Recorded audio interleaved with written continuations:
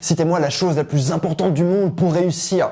Putain, mais quand t'entends ce genre de questions, t'es là, tu fais merde.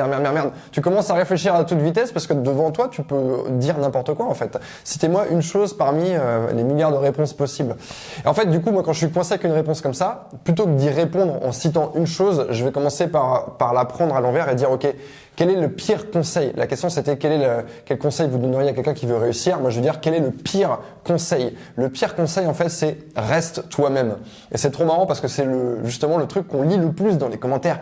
Reste toi-même, sois naturel. Et surtout reste toi-même, n'évolue jamais, reste la même personne. N'apprends jamais de tes erreurs, n'apprends jamais des expériences que la vie t'apporte.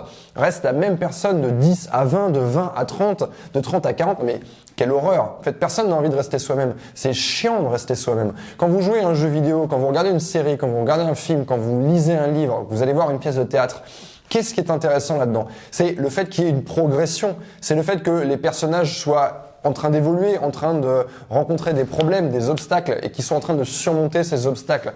C'est pas le fait que les choses restent telles qu'elles sont, inanimées. Le fait que les choses restent inanimées, c'est la pire des choses. Quand on entend les gens qui se plaignent de leur vie, qu'est-ce qu'ils disent? Ils disent c'est la routine, il n'y a pas de changement, je m'ennuie, etc., etc. Donc ce que j'ai envie de vous appeler à faire dans cette vidéo, c'est de réinjecter du mouvement dans votre vie et de ne surtout pas essayer de rester la même personne. Imaginez, si vous étiez capable en l'espace de 3 semaines d'apporter le même nombre de changements qu'une autre personne va apporter dans sa vie en 10 ans. Vous imaginez le truc? Vous imaginez la vie de malade que vous allez vous construire? Pour ça, il faut que vous soyez dans l'action, il faut que vous soyez dans le mouvement. Et vous devez chercher donc à combattre cette immobilité. Alors vous allez me dire, ouais, qu'est-ce que je vais faire?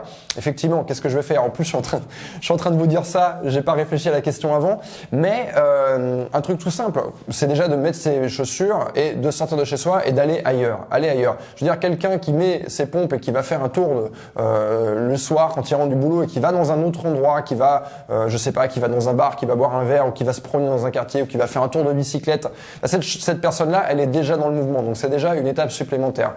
Vous pouvez chercher aussi à changer votre environnement. Là, par exemple, on est en train de changer les meubles de place, on est en train de changer le parquet dans le bureau. Enfin, on est dans un processus de changement. Et souvenez-vous, je suis sûr que quand vous avez été petit, vous avez un jour fait ce truc de changer les meubles de place dans votre chambre. Et là, vous vous êtes dit, waouh, ma chambre, elle est toute neuve, elle est complètement différente. Et vous avez l'impression que parce que vous avez changé ces meubles de place, votre vie, elle a changé. En réalité, votre vie n'a pas changé, mais vous étiez dans un process de changement. Donc, c'est quelque chose que vous devez chercher à cultiver. Et vous pouvez le faire, je sais pas, au travail. Demandez à votre boss, demandez-lui, est-ce que je peux, mon bureau, est-ce que je peux le changer de place? Est-ce que je peux aller travailler à côté d'autres personnes?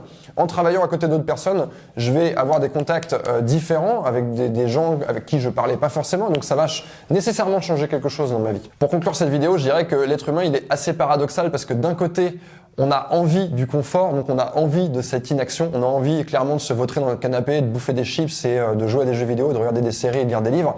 Mais d'un autre côté, c'est aussi ce qui nous rend malheureux. Et le fait d'aller dehors, d'aller dans un autre environnement, d'aller affronter des problématiques, de créer même ces problématiques, c'est quelque chose qui est difficile pour nous, mais en faisant ce process-là, on devient une personne différente, on n'est plus nous-mêmes justement, le lendemain on est une personne différente, et c'est ça qui nous rend heureux dans la vie. Et on est toujours en train de basculer entre ces deux choses. Quand vous prenez par exemple, je vais reprendre le jeu vidéo parce que c'est un exemple qui va parler à plein de gens. Dans un jeu vidéo, les problèmes arrivent parce que voilà, vous avez une mission, le scénario il est déjà posé. On vous dit tiens, la princesse elle a été enlevée par King Kong, on l'a mis dans un château et vous êtes Super Mario et vous devez aller la sauver. Donc la problématique elle est là. Maintenant vous dans votre vie aujourd'hui vous n'avez pas de problématique. Pourquoi? Parce que vous n'avez pas ce mouvement, vous n'êtes pas allé vous frotter suffisamment, vous n'avez pas agité suffisamment les molécules. Donc là, vous êtes dans une situation stable, c'est bon, j'ai mon job, j'ai de la nourriture, mes enfants, tout va bien, etc. Et vous avez rien qui va venir casser ça. Donc c'est à vous d'aller le casser vous-même. Moi, je vais pas pouvoir dire dans cette vidéo quelle va être la modalité de ce mouvement pour vous, comment vous allez aller au-devant de nouvelles problématiques. Ça, c'est une réponse que vous seul pouvez avoir en ayant une réflexion, en essayant d'avoir une vision. Maintenant, vous pouvez le dire en commentaire. Ça pourrait être intéressant de voir justement tout un chacun, comment chacun voit ce mouvement dans sa vie. Tiens, qu'est-ce que je vais faire? Comment je vais me sortir les doigts du cul? Concrètement, qu'est-ce que je vais aller réaliser? À qui je vais aller me frotter? Qu'est-ce que je vais essayer d'entreprendre, quitte à me planter? Voilà ce que je vais vous dire aujourd'hui dans cette vidéo. Je vous souhaite une très bonne journée.